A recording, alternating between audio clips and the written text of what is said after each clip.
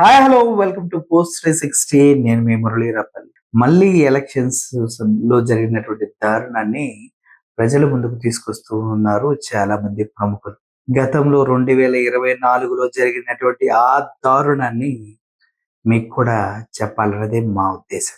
పరకాల ప్రభాకర్ పదే పదే ఈ విషయం పైన తను పోరాడుతూనే ఉన్నాడు, దీన్ని ప్రశ్నిస్తూనే ఉన్నాడు. ఇది ఎలా జరిగింది అని చెప్పుతో కొట్టినట్టుగా ఎలక్షన్ కమిషన్ ని, ప్రభుత్వాలని నిలదీస్తూనే ఉన్నాడు. అయితే వైర్ కథనానికి ఇచ్చినటువంటి ఒక ఇంటర్వ్యూ, అదేవిధంగా వైర్ కథనంలో వచ్చినటువంటి ఒక దారుణాన్ని కనుక మీరు క్షుణ్ణంగా పరిశీలించినట్లయితే, ప్రజల ఓట్లు మొత్తాన్ని ఈ దుర్మార్గులు వాళ్ళ స్వంతానికి వాడుకున్నారు. వాళ్ళకు కావాల్సిన ఓట్లని వాళ్ళు ఇష్టం వచ్చినట్టుగా గుద్దుకున్నారు అని చెప్పడంలో ఎటువంటి సందేహం లేదు.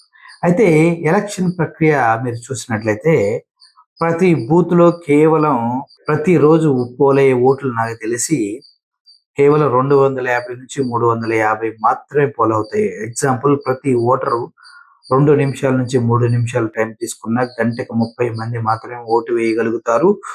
ఆ గంటకు 30 మంది అంటే 8 గంటల్లో 10 గంటలు వేసుకోండి. ఎవరి 10 గంటల 300 మంది, ఇంకా ఎక్కువ వేస్తే ఇంకో 50 మంది vote వేయగలుగుతారు.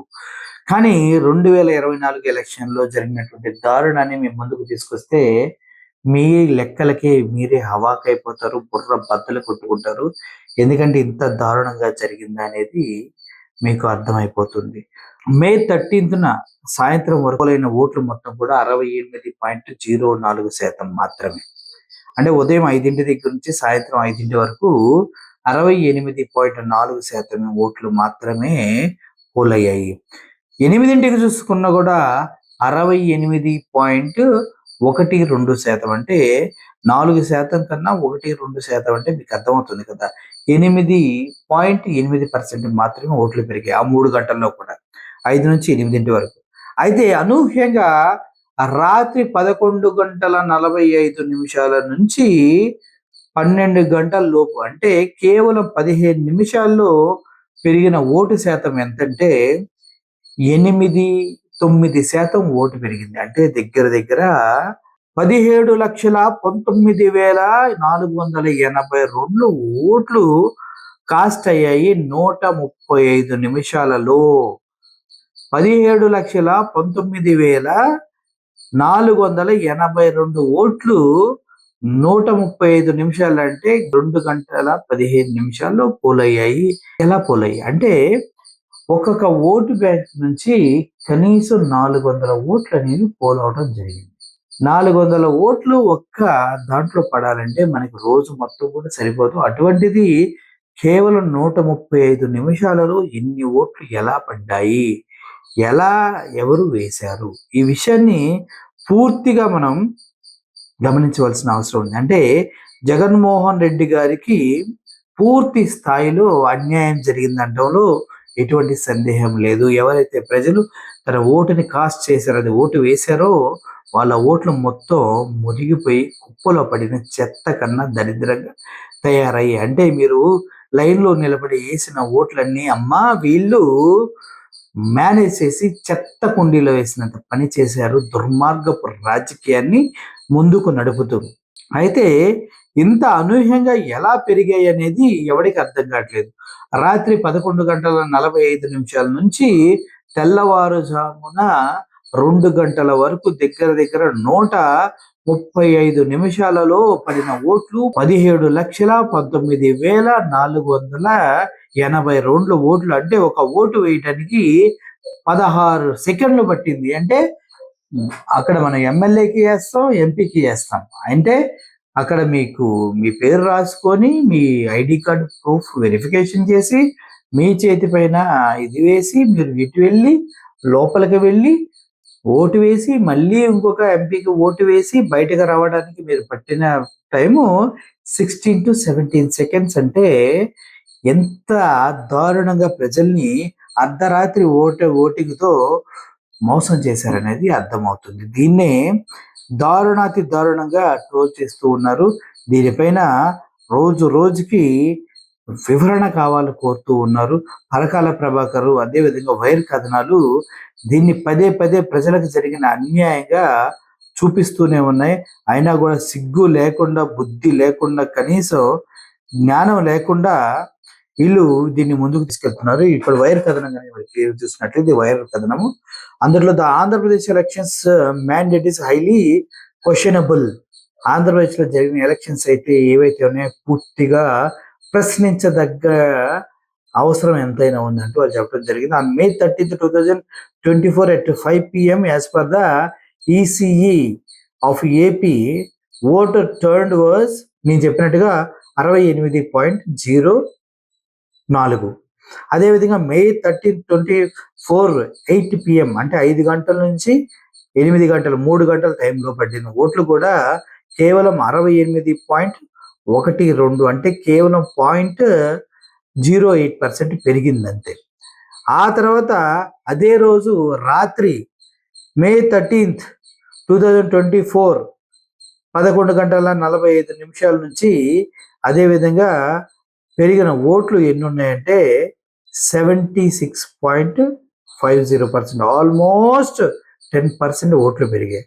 On May 17th, 2024 as per EC AP voters turn into 81.86.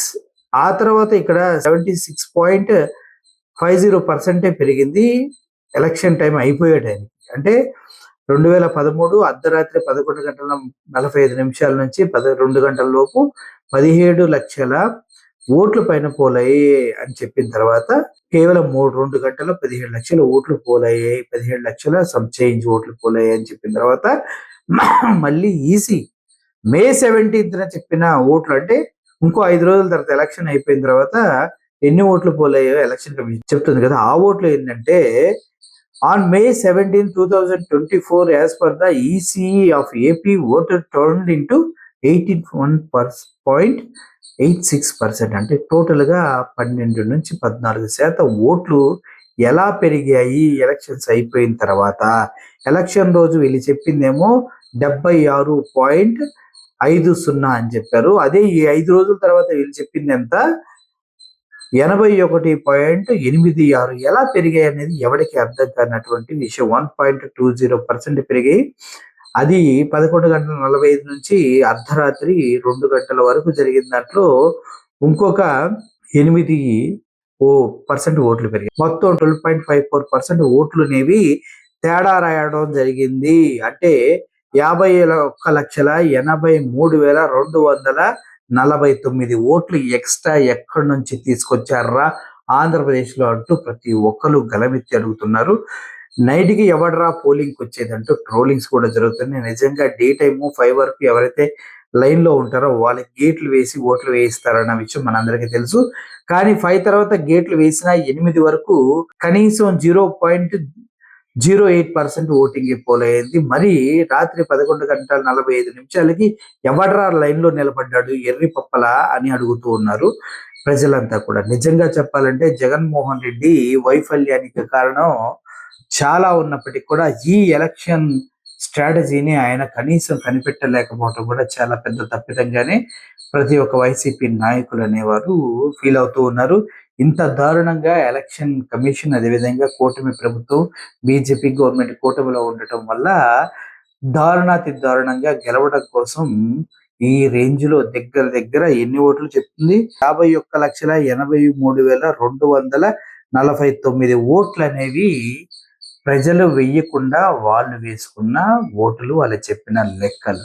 దీన్ని బట్టి మీరు ఎంత దరిద్రమైన స్థితిలో ఉన్నారో అర్థం చేసుకోండి ప్రజలారా. మీరు ఇప్పుడు పడుతున్న కష్టాలన్నింటికి కారణం బీజేపీ కూటమి టీడీపీ కలిసి ఉండటమే. అందులో జనసేన నాయకుడు మరీ ఇంకా దారుణంగా ఒక ఐటమ్ రాజాలా మధ్యలో ఉండిపోవడం అనేది ఏంటో ఎవరికి అర్థం కాదు. నిజమే కదా. ఏ విషయం పైన కనీసం ప్రశ్నించడానికి పెట్టిన పార్టీ అయితే ప్రశ్నించడం వాడి చేత కానీ ఒక అనామకుడుగా పనికి మాలిన వాడిగా మిగిలిపోతూ ఉన్నారు చంద్రబాబు నాయుడు. ఆర్డర్లతో పవన్ కళ్యాణ్ గారు అనేది నాకు అర్థమవుతుంది. మీరేమంటారు? Thank you for watching this video. Murali signing off. ఓటర్లు ఇక పైన ధ్వజమెత్తే టైం వచ్చింది. చూద్దాం ఎన్ని దారుణాలు చూడాల్సి వస్తుందో. Thank you for watching this video. Murali signing off. Thank you so much.